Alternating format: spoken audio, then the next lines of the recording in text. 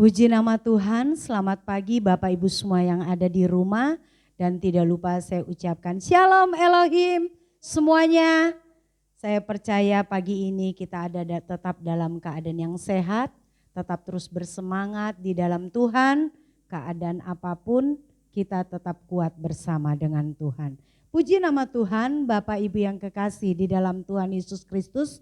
Pagi ini kita akan sama-sama menerima kebenaran firman Allah yang saya akan angkat dengan tema membangun hubungan. Bapak Ibu yang kekasih di dalam Tuhan Yesus Kristus, sangat pentingnya kita senantiasa membangun suatu hubungan. Karena apa? Kita melihat keadaan hari-hari saat ini dalam kehidupan kita setiap hari, itu perlu membangun suatu hubungan. Di mana setiap manusia sudah lebih condong untuk mementingkan diri sendiri dengan keadaan yang serba sulit saat ini atau dengan keadaan yang serba dibatasi. Itu biasanya menjadi merenggangkan suatu hubungan.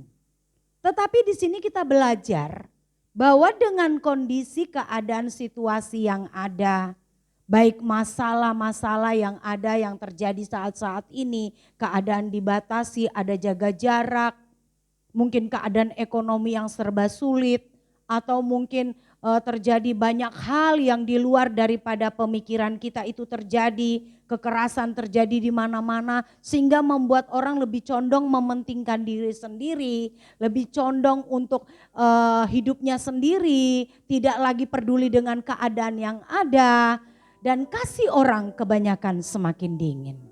Itu sebabnya kebenaran firman Allah kita berbicara tentang membangun suatu hubungan. Pengertian kalau saya baca dalam Kamus Bahasa Indonesia bahwa pengertian dari membangun suatu hubungan itu adalah kesinambungan, interaksi antara dua orang atau lebih yang memudahkan suatu hubungan satu dengan yang lainnya. Nah, di sini kita akan melihat di dalam 2 Timotius kita akan baca, Bapak Ibu, 2 Timotius pasal yang ketiga ayat 1 sampai 4 saya akan bacakan. Bapak Ibu juga bisa mengikuti dari rumah pembacaan ini dan kita sama-sama baca. 2 Timotius pasal 3 ayat 1 sampai 4 berbunyi demikian. Keadaan manusia pada akhir zaman. Ketahuilah bahwa pada hari-hari terakhir akan datang masa yang sukar. Manusia akan mencintai dirinya sendiri dan menjadi hamba uang. Mereka akan membual dan menyombongkan diri. Mereka akan menjadi penfitnah. Mereka akan berontak terhadap orang tua dan tidak tahu berterima kasih, tidak mempedulikan agama, tidak tahu mengasihi, tidak mau berdamai, suka menjelekkan orang, tidak dapat mengekang diri, garang, tidak suka yang baik.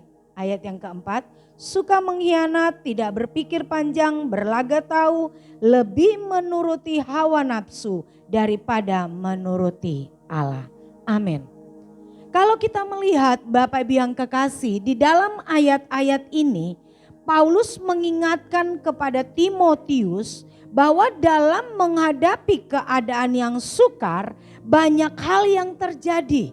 Kalau kita baca dalam ayat 1 sampai 4 itu keadaan-keadaan yang terjadi. Bahkan dan semua hal yang mereka lakukan itu hanya untuk kepentingan diri sendiri dan tidak lagi memperdulikan orang lain terlebih Tuhan.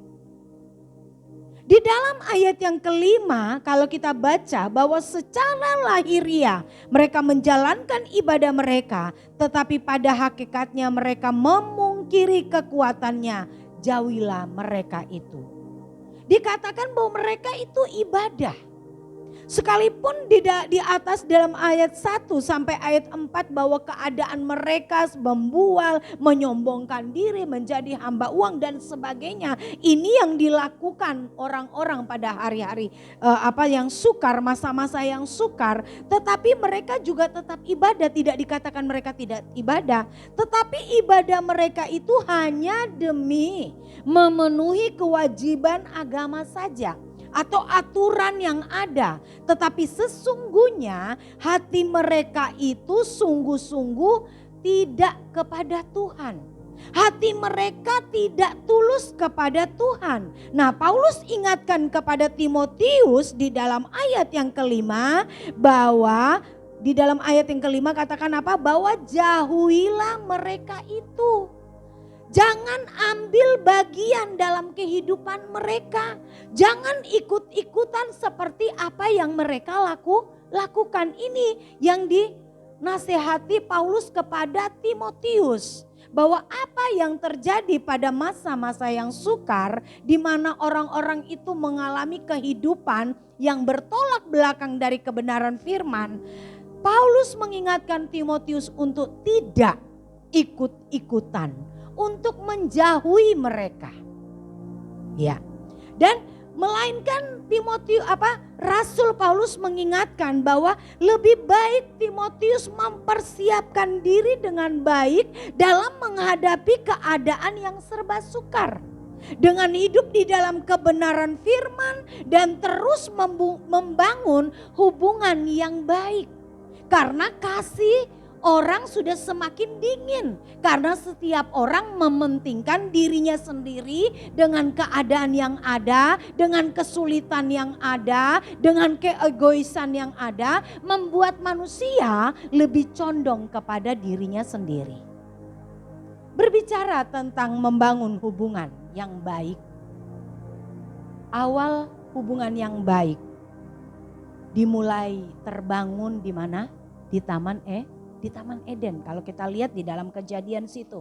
Di mana antara Allah dan manusia. Hubungan yang paling indah dan paling baik diawali pada saat hubungan itu ada di Taman Eden. Di mana antara Allah dan manusia. Yang mereka dapat berkomunikasi langsung dengan Allah. Manusia pada waktu itu bisa berkomunikasi dengan bebas. Tidak ada jarak yang membuat mereka untuk takut kepada Allah. Betapa manisnya hubungan mereka. Sehingga saat Allah berfirman, saat Allah memberikan perintah, manusia itu mendengarkan dengan baik. Tetapi satu hal yang membuat hubungan itu menjadi bermasalah atau terpisah, ada jarak di dalamnya karena dosa. Inilah dosa yang membuat manusia dengan Allah dan manusia dengan manusia menjadi rusak hubungannya. Kalau kita melihat di dalam Kejadian pasal yang ketiga, Bapak Ibu, ayat 8 sampai ayat yang ke-10, saya bacakan dengan cepat ya. Ketika mereka mendengar bunyi langkah Tuhan Allah yang berjalan-jalan dalam taman itu, pada waktu hari sejuk, bersembunyilah manusia dan istrinya itu terhadap Tuhan Allah di antara pohon-pohon dalam taman itu. Nah, ketika manusia ini sudah jatuh, sudah melanggar perintah Allah, saat Allah berjalan-jalan dalam taman itu, mereka itu pun sudah mulai ada ketakutan. Mereka sudah bersembunyi. Padahal sebelumnya mereka bebas mendengarkan, berbicara, berkomunikasi dengan Allah pada waktu itu. Tetapi karena mereka sudah melanggar perintah, membuat mereka takut dan bersembunyi. Ayat 9 katakan apa? Tetapi Tuhan Allah memanggil manusia itu dan berfirman kepadanya, "Di manakah engkau?" Ia menjawab, "Ketika aku mendengar bahwa engkau ada dalam taman ini, aku menjadi takut karena aku telanjang. Sebab itu aku bersembunyi." Padahal sebelum manusia itu melanggar perintah Allah, manusia pun berkeadaan seperti itu. Tetapi mereka dipenuhi dengan kemuliaan Allah sehingga tidak ada satupun yang dapat membatasi hubungan manusia dengan Allah. Tetapi karena tidak ketaatannya dalam melakukan perintah, atau arti katanya mereka telah jatuh di dalam dosa, membuat manusia bersembunyi dari hadapan Allah. Yang arti katanya apa? Hubungannya menjadi rusak, ada jarak. Ini berbicara tentang apa?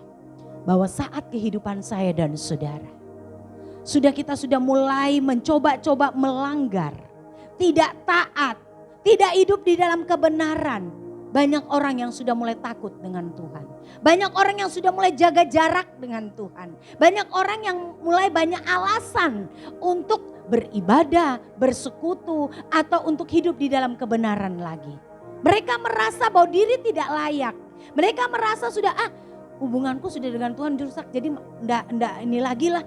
Enggak ada lagi yang perlu dipertahankan. Atau mereka karena sudah merasa bahwa sudah melanggar kebenaran firman Allah, membuat mereka bilang sudah tenggelam sekalian lah ini. Tetapi di sini kita belajar bahwa hubungan yang sudah rusak telah dipulihkan, yaitu lewat apa? Pengorbanan Kristus di atas kayu salib. Tetapi bukan berarti kita masa bodoh dengan hubungan ini. Bukan berarti saat Kristus sudah mati di atas kayu salib membuat kita menjadi santai, tidak berjuang di dalam membangun suatu hubungan. Nah, di sini kita melihat bahwa biasanya seseorang dalam membangun hubungan dengan siapapun itu dibutuhkan apa? Suatu komitmen. Ada komunikasi. Kita harus berhati-hati dengan menjaga sikap, jangan sampai melukai. Agar hubungan itu dapat terus terjalin dengan baik. Arti katanya apa?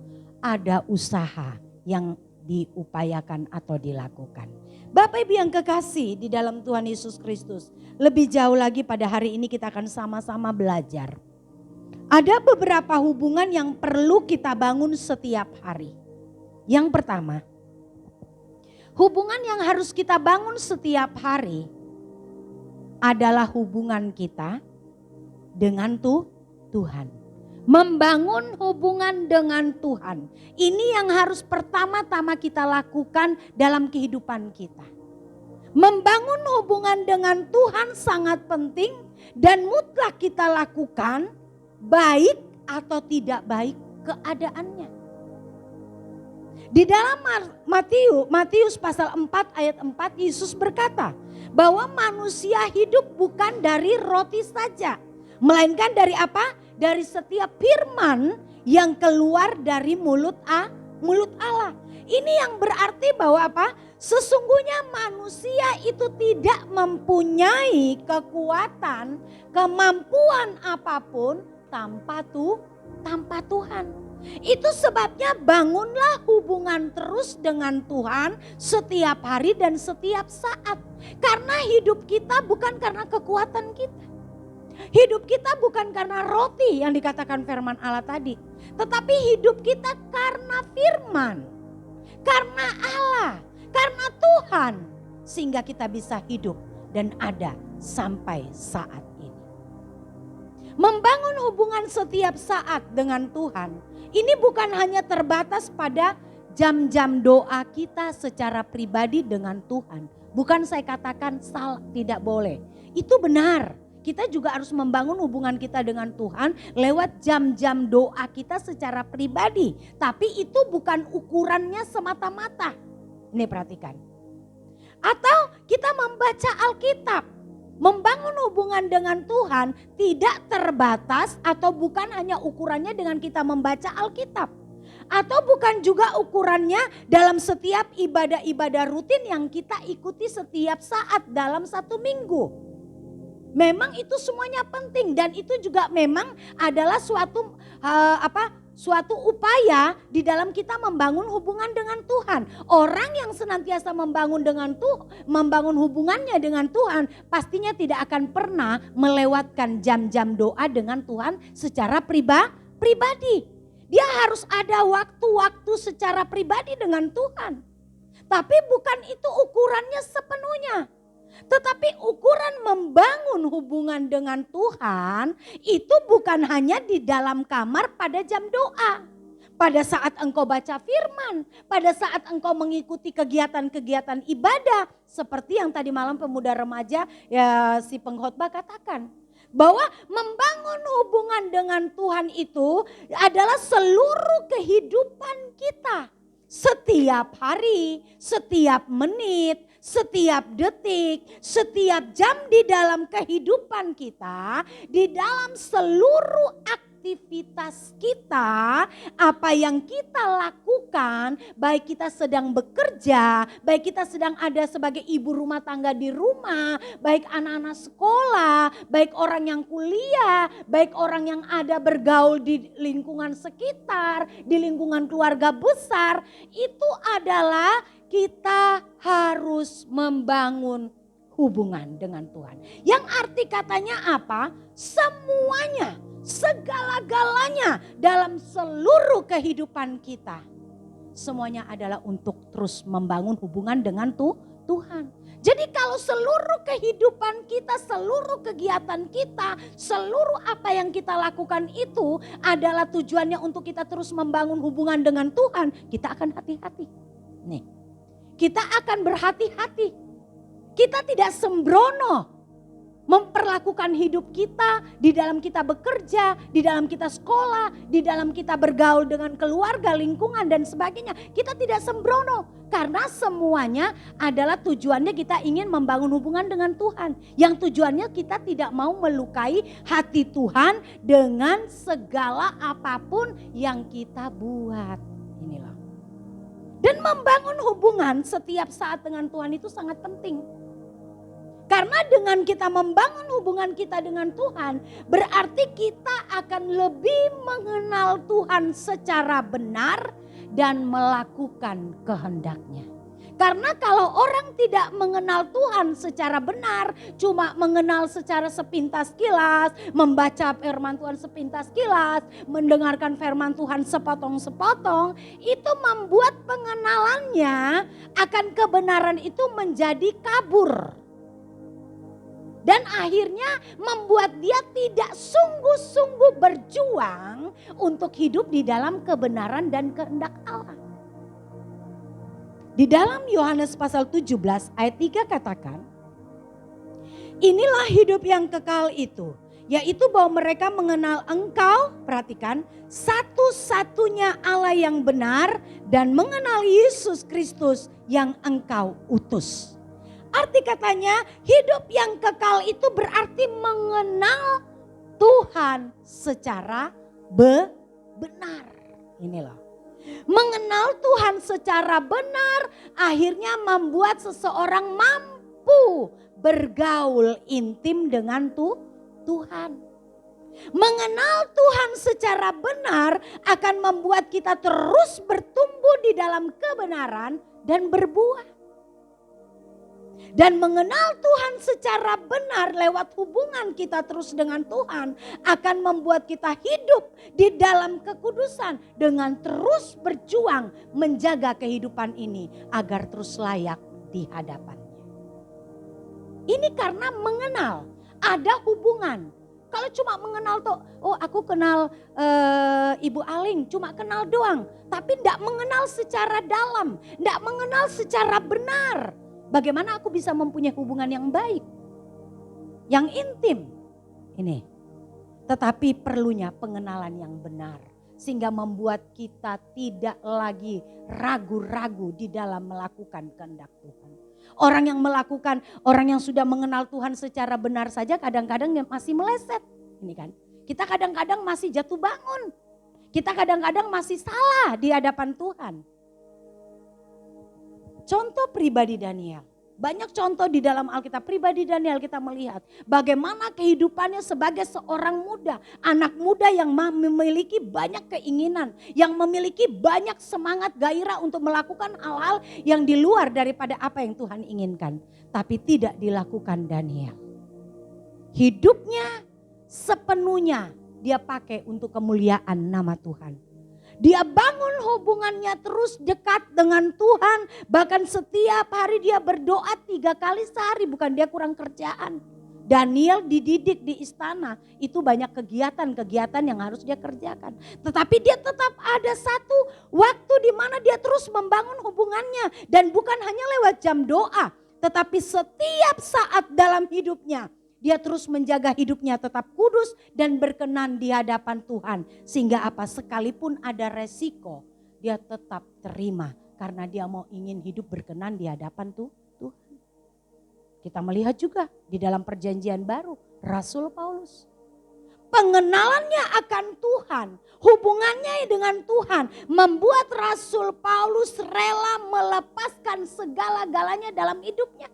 Bahkan tidak ada ketakutan, kegentaran sedikit pun dalam hidupnya dalam menghadapi keadaan apapun. Karena bagi Rasul Paulus, hidup adalah Kristus dan mati adalah keuntungan. Ini. Dan masih banyak tokoh-tokoh di dalam Alkitab, baik di dalam perjanjian lama atau perjanjian baru, yang bagaimana kita melihat bahwa di mana setiap tokoh-tokoh ini membangun hubungannya dengan Tuhan, maka dia rela kehilangan segalanya. Karena tidak ragu-ragu, keyakinannya, imannya kepada Tuhan benar-benar sungguh-sungguh. Ini Bapak Ibu, di hari-hari seperti ini mari kita terus bangun hubungan kita dengan Tuhan. Kita mari bangun hubungan kita terus dengan Tuhan. Bangun hubungan dengan Tuhan, saya katakan tadi, bukan hanya di jam doa. Itu harus, itu keharusan. Bukan saja di dalam ibadah, tetapi membangun hubungan dengan Tuhan lewat seluruh kehidupan kita setiap hari yang kita lakukan. Kita harus jaga, kita harus berhati-hati saat kita berbicara. Sekalipun kita berbicara dengan orang lain, tetapi kita harus jaga supaya perkataan kita tidak melukai hatinya Tuhan. Pikiran kita, hidup kita, pekerjaan, saat kita bekerja pun kita harus bekerja dengan baik. Karena kita ingin membangun hubungan yang baik dengan Tuhan. Jadi harus kita berhati-hati. Jadi tidak ada kata, oh kalau di gereja pada saat mau gosip, jangan gosip di gereja, gak enak, ini kan rumahnya Tuhan, nanti aja pada saat kita di luar. Oh salah. Mau di dalam gereja, mau di luar, kita harus menjaga mulut kita, menjaga sikap kita. Yang arti katanya seluruh hidup kita jaga hubungan kita dengan Tuhan, sehingga kita semakin berkenan. Yang kedua, pentingnya kita harus membangun hubungan yang pertama tadi dengan Tuhan. Saat seseorang sudah membangun hubungan dengan baik dengan Tuhan, terus berjuang membangun hubungannya dengan Tuhan, menjaga hubungannya dengan Tuhan, dengan tidak melukai Tuhan. Ini kita jaga terus tiap hari, kita mau menyenangkan Tuhan lewat sikap hidup kita. Maka yang kedua, kita akan terus membangun hubungan kita juga dengan keluarga. Membangun hubungan dengan keluarga di sini pertama keluarga inti. Suami, istri, dan anak di rumah. Kedua, dengan keluarga besar, yaitu orang tua, mertua, saudara, saudara ipar, keponakan. Ini harus dibangun. Karena kehidupan kekristenan ini, kalau kita sudah mengaku membangun hubungan dengan Tuhan setiap hari, pastinya akan berjuang untuk membangun hubungan juga dengan keluarga setiap hari. Itu yang benar dan itu yang sesuai dengan kebenaran firman Allah. Karena sangatlah disayangkan jika orang katakan bahwa mengaku punya hubungan. Oh, aku ini punya hubungan yang baik dengan Tuhan. Aku intim dengan Tuhan. Aku selalu berdoa dengan Tuhan. Saat aku berdoa dengan Tuhan, aku itu lupa waktu. Sehingga berjam-jam aku bisa bersuka-suka dengan Tuhan. Hidupku melayani Tuhan, aku setia dengan Tuhan. Apa yang kulakukan, kukerjakan semua untuk Tuhan. Tetapi ingat, hubungannya dengan keluarganya tidak baik. Hubungannya dengan keluarga intinya tidak baik. Hubungannya dengan keluarga besarnya tidak baik. Apakah ini sudah membangun hubungan dengan Tuhan? Ini yang harus diperbaiki. Kalau kita melihat dalam kehidupan kita, kita berkaca bahwa aku sudah mengaku membangun hubunganku dengan Tuhan. Tetapi hubunganku dengan keluargaku, dengan suamiku, dengan anakku, dengan istriku tidak baik. Aku perlu perbaiki. Kalau aku sudah mengaku aku membangun hubunganku setiap hari dengan Tuhan, intim dengan Tuhan, melayani Tuhan. Tetapi hubunganku dengan keluarga besarku, dengan mertuaku itu tidak baik. Aku harus perbaiki. Karena firman Tuhan katakan bahwa hubungan dengan Tuhan, kita terus membangun hubungan dengan Tuhan, otomatis seluruh kehidupan kita itu juga membangun hubungan. Yang arti katanya dengan keluarga kita, dengan saudara kita, dengan orang tua kita, dengan orang siapapun, kita juga harus jaga hubungan itu.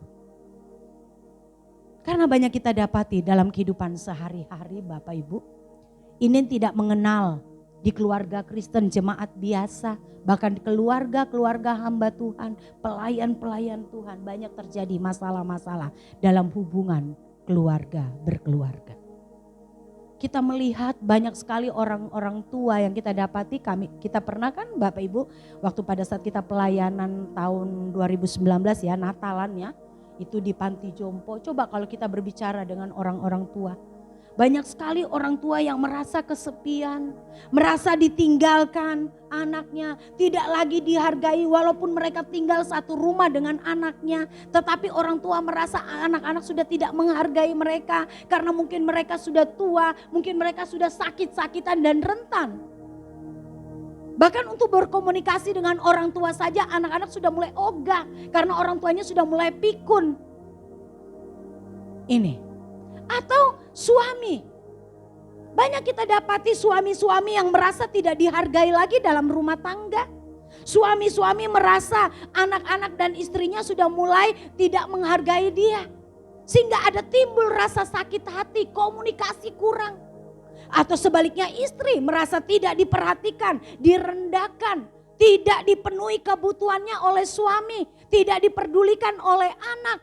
Sehingga istri pun merasa hatinya terluka. Dan sebaliknya anak-anak juga begitu. Merasa orang tua tidak pernah mengerti keadaan mereka. Orang tua terlalu banyak menuntut dan mempersalahkan. Tidak punya waktu banyak untuk berkomunikasi dengan anak-anaknya. Sehingga terjadi hal-hal seperti ini. Hal-hal yang seperti ini seringkali kita dengar terjadi bahkan di kalangan keluarga-keluarga Kristen, keluarga-keluarga pelayan, keluarga-keluarga hamba Tuhan. Nah ini yang harus kita bangun.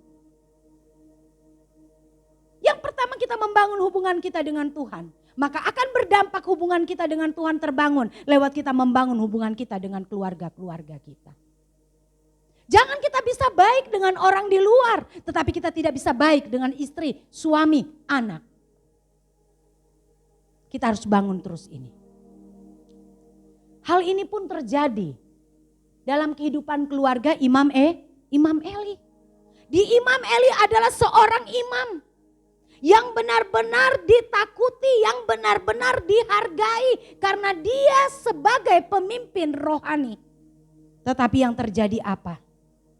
Imam Eli kurang berkomunikasi dengan anak-anaknya. Tidak memperhatikan kehidupan kerohanian anak-anaknya. Sehingga anak-anaknya terus hidup di dalam dosa demi dosa. Menahan segala berkat-berkat yang dibawa oleh bangsa Israel pada waktu itu dalam mempersembahkan persembahannya di dalam kemah Allah. Mereka mengambil lemak-lemak itu yang bukan bagiannya. Dia tidak menghormati Allah lagi. Anak dari imam-imam Eli. Bahkan perempuan-perempuan yang melayani di pintu kemah pun mereka melakukan hal yang tidak pantas kepada wanita-wanita itu. Ini benar-benar adalah suatu hal yang benar-benar sepertinya bukan hidup di dalam kebenaran. Keluarga Imam Eli adalah keluarga yang sebagai imam adalah harusnya menjadi contoh, menjadi berkat kepada bangsa Israel pada waktu itu. Tetapi kita melihat bahwa keluarga Imam Eli telah gagal menjadi berkat. Memang hidup itu pilihan. Tidak mungkin Imam Eli menyuruh anaknya.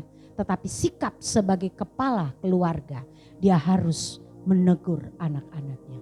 Tetapi kalau kita baca di dalam 1 Samuel pasal 2 di situ selanjutnya, bahkan di dalam ayat 23 dan 24, Imam Eli tidak menegur secara keras. Cuma dengan kata, "Mengapa nak, aku mendengar engkau begini begitu." Tidak ada memberikan efek jera kepada anak-anaknya. Padahal harus diberikan. Imam Eli terlalu sibuk sehingga anak-anaknya diabaikan. Tidak ada kerjasama yang baik di dalam rumah tangganya. Padahal dia adalah seorang imam yang harusnya mewariskan kebenaran firman, mewariskan teladan kepada anak-anaknya. Tetapi ini tidak dilakukan. Karena dalam keluarga Imam Eli hanya sibuk melakukan pekerjaannya Tuhan. Tetapi dia kurang sibuk dalam menyenangkan hati Tuhan.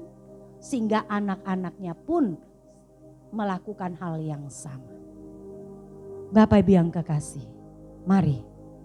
Selain kita terus membangun hubungan kita dengan Tuhan secara benar, mari kita bangun hubungan kita dengan keluarga kita. Kalau saat ini kita masih belum bertegur sapa mungkin dengan mertua dengan baik, tegurlah jika engkau masih mempunyai mertua. Jika engkau masih mempunyai orang tua, seperti apapun orang tua kita. Kalau kita mengaku bahwa kita hidup di dalam kebenaran, kita ingin berkenan kepada Tuhan, firman Allah kita lakukan, jangan sepotong-sepotong. Tapi kita harus tuntaskan semuanya. Kita mau harus taat sepenuhnya. Dengan apa? Kita menjaga hubungan kita. Selagi masih ada orang tuaku dan orang tuamu, mari kita hargai orang tua kita. Kita menyapa satu rumah tapi orang tuanya gak pernah disapa. Apakah itu baik? Apakah itu sudah membangun hubungan dengan Tuhan dengan benar? Saya katakan tidak. Dengan anak-anak pun seperti itu. Hubungan dengan anak-anak menjadi rusak atau anak-anak menjadi rusak hubungannya dengan orang tua. Egonya yang besar di dalamnya. Apakah ini sudah membangun hubungan dengan Tuhan? Tidak. Membangun hubungan dengan Tuhan yang benar adalah apa?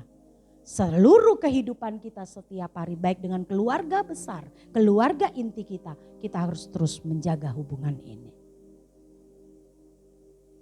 Yang ketiga, Bapak Ibu, sebagai orang tua, saya sambung sedikit, sebagai orang tua, kita mau menjaga hubungan kita dengan orang tua dengan apa? Kita memberikan teladan. Orang tua harus memberikan teladan kepada anak-anaknya. Siapapun kita yang ada saat ini menerima firman. Mari berikan teladan yang baik di dalam keluarga kita. Sehingga anak-anak menjadi anak-anak yang terus bertumbuh di dalam kebenaran.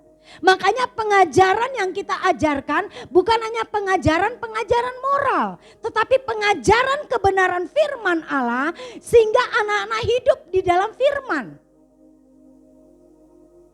Bangun ini, ada komunikasi, meluangkan waktu. Kalau perlu di dalam keluarga ada mesbah doa.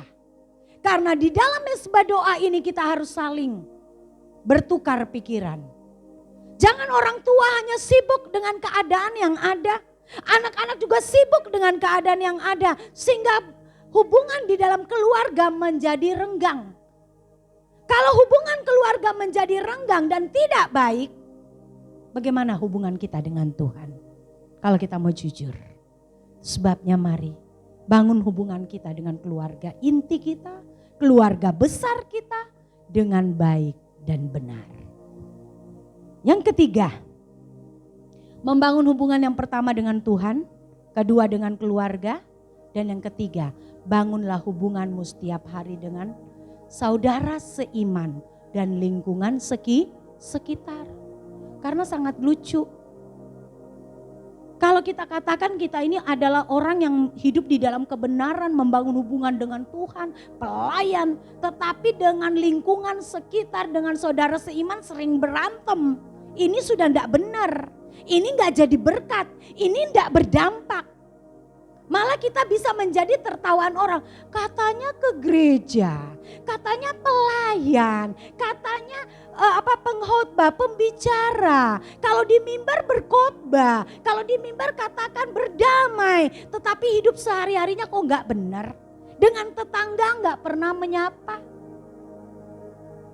Hanya masalah sedikit bisa ribut dengan tetangga. Apakah itu sudah membangun hubungan dengan baik dengan Tuhan? Kalau kita terbangun hubungan kita dengan baik dengan Tuhan, kita akan menjaga perasaan Tuhan dengan tidak melukai Tuhan lewat sikap dan perbuatan kita. Berarti kita bisa menjaga mulut kita bisa menjaga hati kita, sehingga apapun yang ada di sekeliling kita belajar untuk menguasai. Itu sebabnya bangun hubungan kita dengan keluarga, dengan tetangga, dengan saudara seiman. Bagaimana caranya kita melihat di dalam kehidupan daripada jemaat mula-mula di dalam Kisah Rasul pasal yang keempat ayat 32 sampai 34. Bapak Ibu bisa baca di rumah. Mereka itu sehati sejiwa. Apa yang mereka miliki mereka gunakan untuk apa? Untuk membantu. Sehingga di antara jemaat mula-mula pada waktu itu tidak ada yang kekurangan. Arti katanya ada kepedulian, ada kesehatian, bukan pertengkaran, bukan amarah, bukan saling sikut menyikut. Kehidupan gereja Tuhan yang bertumbuh di dalam kebenaran firman, maka dia mampu menguasai dirinya. Sehingga dia akan membangun hubungan dengan saudara seiman. Sekalipun itu ada masalah, masalah itu tidak diperbesar-besar sehingga menjadi suatu masalah yang besar. Ini jemaat mula-mula. Dan kita melihat dalam kehidupan daripada siapa lagi? Yang rela dengan peka dengan keadaan di sekelilingnya, di sekitarnya adalah Dorcas. Kita lihat Dorcas atau Tabita di dalam Kisah Rasul pasal 9 ayat 36 sampai 39, Bapak Ibu bisa baca di rumah. Dorcas adalah wanita yang baik, yang peduli kepada orang-orang sekitar. Sehingga dengan keahliannya dia membuat pakaian untuk para janda-janda yang ada. Sehingga orang janda-janda yang ada itu merasa bersyukur akan kebaikan daripada Dorcas. Ini menggambarkan bahwa kehidupan Dorcas adalah kehidupan yang peduli kepada orang-orang sekitar. Sehingga pada saat dia mati banyak janda-janda datang ke rumahnya menangis dan memperlihatkan kepada Petrus pakaian yang telah dibuat oleh Dorcas pada waktu itu. Ini membangun hubungan selain kepada Tuhan yang paling utama, keluarga, dan yang kedua membangun hubungan dengan saudara seiman dan lingkungan sekitar. Keluarga terdekat kita adalah lingkungan sekitar kita. Mari bangun hubungan itu terus. Jangan kita menjadi orang yang hari-hari kelihatannya pergi ke gereja, sibuk dalam pelayanan, tetapi dengan tetangga sebelah kita tidak kenal. Dengan tetangga sebelah saat kita bertemu muka kita tidak pernah menyapa, tidak pernah tersenyum. Apakah itu bisa menjadi berkat? Hanya masalah sampah sedikit kita sudah mulai ribut. Apakah itu bisa menjadi berkat? Apakah itu menunjukkan bahwa kehidupan saya dan saudara membangun hubungan yang melekat dengan Tuhan? Tidak. Kita perbaiki ini. Di hari-hari yang semakin sulit, di hari-hari yang semakin kasih manusia semakin dingin, mari kita bangun sebagai orang yang hidup di dalam kebenaran, yang tujuannya adalah kekekalan, yang tujuannya adalah langit baru, bumi baru, di mana ada kebenaran. Maka kita perlu hidup di dalam kebenaran. Kita tunjukkan untuk kita membangun hubungan kita, melekat dengan Tuhan. Kita jaga sikap kita setiap hari bisa berdampak. Sehingga saat kita berhubungan dengan keluarga-keluarga kita, keluarga inti kita, keluarga besar kita, kita pun menjaga hubungan itu untuk tidak salah di hadapan Tuhan. Bahkan bukan hanya keluarga, lingkungan sekitar, sesama jemaat, sesama anak Tuhan, kita pun harus terus menjaga. Karena itulah tandanya engkau sementara tetap mengalami hubungan yang baik dengan Tuhan. Karena orang yang berhubungan dengan Tuhan, menjaga hubungannya dengan Tuhan terus menerus, maka dia tidak akan pernah, dia akan berusaha, dia akan berjuang untuk tidak melukai Tuhan dalam segala sikap apapun. Mari Bapak Ibu yang kekasih, lewat kebenaran firman pada saat ini, orang yang membangun hubungan dengan Tuhan adalah orang yang senantiasa memiliki berdampak bagi keluarga dan berdampak bagi lingkungan sekitar. Biarlah lewat kebenaran firman Allah pada saat hari ini, saya percaya Bapak Ibu, kita terus membangun hubungan kita dengan Tuhan. Kehidupan kekristenan yang tujuannya adalah berkenan, kehidupan kekal. Pastinya dia akan berjuang membangun hubungannya yang pertama dengan Tuhan. Saat dia membangun hubungannya yang dengan Tuhan dengan baik, maka otomatis dia akan berdampak terus membangun hubungan dengan keluarganya. Keluarga inti, keluarga besar. Dan yang ketiga, dia akan terus membangun juga hubungannya dengan saudara seiman dan lingkungan sekitar. Tetapi kalau itu belum kita lakukan, kita hanya mengatakan kita membangun hubungan dengan Tuhan. Tetapi kita tidak membangun hubungan dengan keluarga, dengan sekitar. Maka kita mau koreksi diri kita sendiri. Kita bertanya, sudahkah aku benar-benar membangun hubunganku dengan Tuhan? Amin. Puji nama Tuhan. Tuhan Yesus memberkati Bapak Ibu semua yang ada. Biarlah kita semangat terus dan tetap berjuang untuk terus membangun hubungan kita dengan Tuhan. Tuhan Yesus memberkati. Shalom.